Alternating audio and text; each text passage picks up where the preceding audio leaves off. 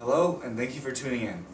We are here on behalf of the New England chapter of the Healthcare Information Management Systems Society to explore the topic of higher education and health informatics as it relates to the New England healthcare industry.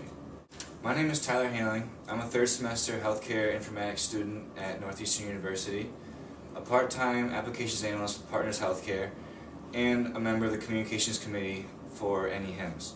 I'm joined by Dan Feinberg. Dan is a former president of NEHIMS and is the current program director of health informatics at Northeastern University. Dan, thank you for being willing to participate in this conversation today. I'm very glad to do this. I'd like to get started with a brief description of how you see the health IT education market in New England.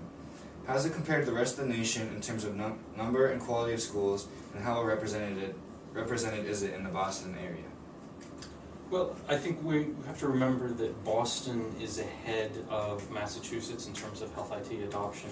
If we look at the HIMSS, the EMR adoption model, you can actually get a number for this, and then Massachusetts is ahead of the rest of the nation. Yep. So a lot of people are in this area who have been doing a lot of this health informatics stuff for a long time, and they feel sort of ahead.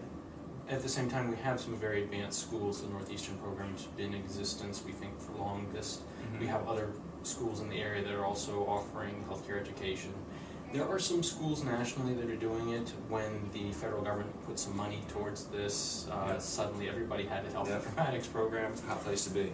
Yes, and you sort of then started to see some really good schools and some different quality schools in existence. Are there any pockets around the nation that can rival Boston, or is Boston really the standalone leader? I wouldn't say rival Boston, but we could certainly see groupings in Colorado.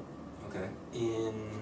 Coming from Maryland, mostly because of government activity there. Yep. We see CDC's driving some activity in Atlanta, and then we're actually seeing a fair amount of activity coming out of Toronto. Oh wow, cool. So we're seeing a lot of crossing over. The Canadian market is trying to push they're basically producing a lot of goods that they're pushing across the border into the U.S. So people in Canada are trying to learn about the U.S. healthcare market. Okay, cool. What is a typical background of a student applicant for the Northeastern program in terms of clinical knowledge, technical knowledge, geographically located?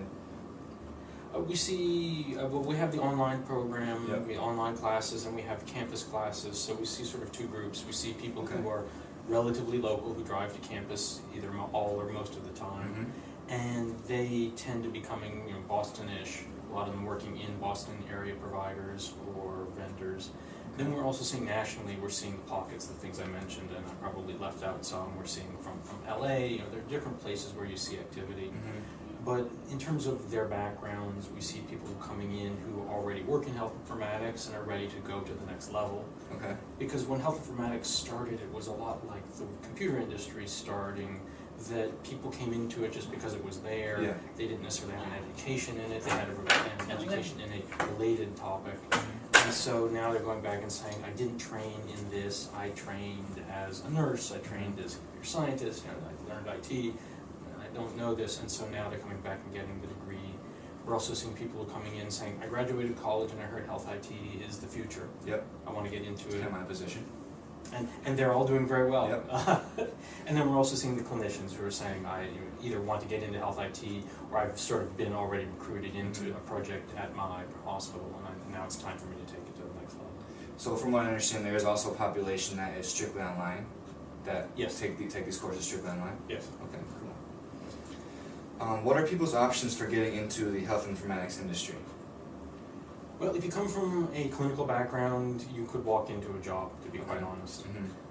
If you come from an IT background, and there are quite a few people coming from IT backgrounds, it helps to have a little bit of health informatics education or experience, because you're walking into a very different world with a lot of different language. Things are just very different. And if you're a really good programmer, you'll find a job. If you're a really good database administrator, you could probably find a job. A lot of the people who say, I'm sort of technically good and I've done a little bit of programming, I want to get into this, it helps them to have a little bit more experience or education. So it sounds like clinicians can be trained a little bit more, if they have that clinical background, they can get the technical side from the company, the organization that they're with. So it's a little easier maybe for them? Yes. The transition? Yes. Okay.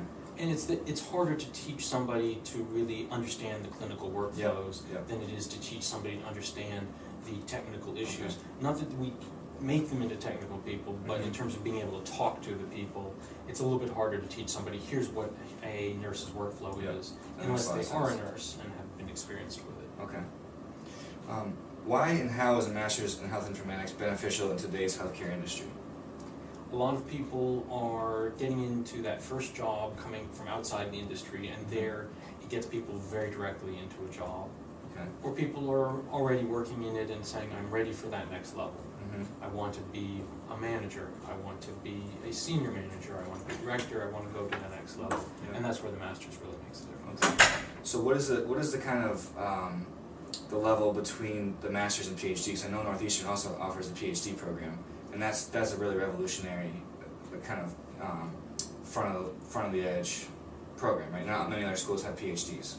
Right. Well, yes. We here at Northeastern we focus on what we call personal health informatics. So these are the devices that are being used in healthcare. You know, if you have an iPhone application that can use the force sensors to try and detect your movement, to try and provide care. So more mobile health.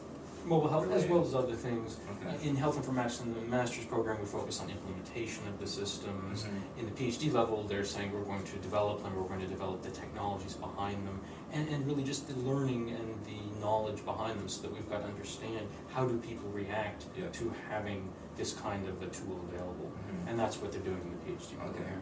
Between the two, there's not so much though. There's really, you go from a master's to a PhD, there's not much in between. But below a master's, or earlier than a master's, we have bachelor's degree programs. In health informatics? In health informatics. Okay. Sometimes health informatics, quite often it's healthcare management with a specialization in health informatics. It's a different level, but it's a great start for a lot of people getting into a career. And there are certificates. People, and this is where we're seeing the federal government came in and said we're going to do these 6 to 8 month certificates funded by the federal government. And they're starting out at a different level. Okay. How do alumni fare in landing jobs, and how have they advanced throughout their careers? Northeastern health informatics. Well, that one's easy. We have 100% placement. It's a pretty good percentage right there. It's because people, I'd love to say that it's because the program is amazing, which it is. Yep. But and we have some amazing students coming out, but it also helps that there's a really high demand. Okay. Is that you could turn out a lot of really amazing people, but unless there are jobs for them, they're not. They're just going to have to compete with each other. There is a need for good people in this industry. Yeah, location, the demand is off the charts. How about students coming, maybe any sort of online students that take classes at Northeastern and then look for jobs outside of the New England healthcare market? Have you had experience with that? Yes, we've seen the same thing, is that across the nation, people are desperately trying to find people with health informatics education. Okay. And they walk into jobs very easily. How valuable is networking to a university's graduate program? I'm not sure I could quantify that, other than say very. But of course, Northeastern, this is what we specialize in. A few weeks ago, I had a student telling me that she went for an interview at a local hospital and interviewed with 4 people, 3 of whom were from the program. Could she have gotten the job without that? Don't know. I mean, I can say from experience, I see professors and students that I work with at Northeastern. I see them all over the healthcare industry, and it's awesome. How has health IT education grown in the past 10 years? Where do you see it 5 or 10 years from now? Well, in the past 10 years, I would say it's really grown from being an offshoot of medical informatics that was coming out of the medical schools, much more on the real research side. It seems like medical informatics and health informatics is maybe growing apart, but it seemed, when I first started, it was like an interchangeable word, an interchangeable term. Because it came out of, first it was medical informatics. But the two are starting to separate. And they're starting to separate now. And you'll get people to debate the exact meanings of them, and really I would separate them in that the health informatics has really said this is an industry, these are something that people specialize in.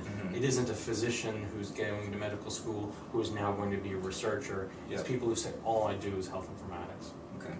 Full time. And it's clinicians learning the technical side, and it's technical-oriented people learning the clinical side. Exactly. It's just sort of a merge of industries. Exactly. Do you see it changing in the next 5 to 10 years, or how quickly will that advance? I think it's going to continue in a similar path. Everyone's thinking, oh, what's going to happen once everybody has an EMR? Yep. Well, then you have to install the next version, then you have to go to the next level, then you have to do the next thing, then there's the next standard that comes out. Yep. There are a lot of things going on that I think is going to be a need for a long time in the foreseeable future. And then from a program perspective, the program is already growing greatly, and then I'm assuming there'll be more programs popping up in New England, and then sort of spreading west across the nation. Is that accurate estimate, or? I've thought about that, and what does the future hold there? Yeah. Because of the money the federal government put out, they put out some workforce development grants, really spurred a lot of schools to open up the programs. I think some of those programs are going to go away or be altered or whatever, and they're already across. I mean, you could go into any state and find a health informatics program. Of course, if you want the best one, you come here. But there are good programs other places, and I'll be very honest about that. But I think a lot of the we jumped into this what the heck because there's federal money involved and there are a lot of students and a lot of opportunities. Some of those will go away. There'll be some rationalization in the industry.